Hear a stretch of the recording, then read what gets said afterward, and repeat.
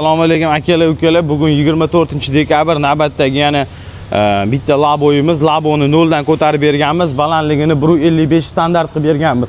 Orqa tomoni darvozali bo'lgan. Ichki tomonlari fanera bilan shiki pol qismiga ham bitta e'tibor beringlar. Selil butun listdan solib, germetikalar qilib, apshikalar qilib berganmiz. Xo'p, ketdi. Bunisiga keladigan bo'lsak, bu ham xuddi shunaqa cho'tki qilib, darvoza qilib, orqasini ichlarini mana bitta e'tibor beringlar. Yamoq, pamoq unaqa narsa yo'q mana. Mana gabarit chiroqlar bor.